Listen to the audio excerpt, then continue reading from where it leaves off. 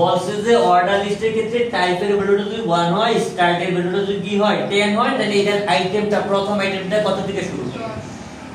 তাহলে এখন দেখেন এটা এমনি কি বোঝা যায় যে টাইপ যেহেতু 1 হইছে আর স্টার্ট করতেছে 10 হইছে, তার মানে সংখ্যাতে শুরু হবে, নাম্বার দিয়ে শুরু হবে। আইটেমের ভ্যালুটা নাম্বার দিয়ে শুরু হবে, তাহলে স্টার্ট করতে তো বলতে 10 তে বলতে আনসার কি হবে? আনসার হবে ভাইয়া 10। শুরুটা কি হবে 10 থেকে। আর যদি বলতো টাইপ এ বরাবর এ স্টার্ট কি 10, স্টার্ট কি 10, সেই ক্ষেত্রে কি হতো A B C D E F G H I J, বড় হাতের জে হতো। কি হাতের জে? বড় হাতের। তাহলে এখানে কি হতো?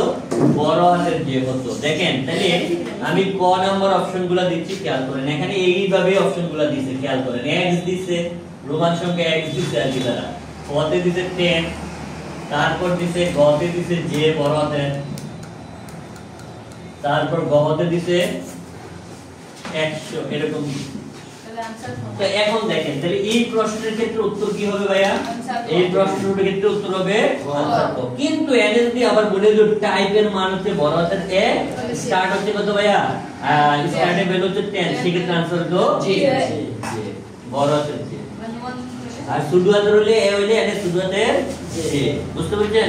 আর যদি এনে রোমান সংখ্যা আই দিয়ে থাকতে হতো বা শুধু হাতের 1 দিয়ে থাকতো, শুধু হাতের এন দিয়ে বড় হাতের 1 দিয়ে থাকতো, তাহলে এটা কি হতো? x হইতো। বুঝছেন কি না বলছেন? ক্লিয়ার হচ্ছে ব্যাপারটা? আশা করি এই টাইপের কোশ্চেন আপনারা সবাই ক্লিয়ার। এখন আসেন পরবর্তী ইম্পর্টেন্ট আছে এই কোশ্চেনটা, হ্যাঁ? এই যে এটা, ওকে।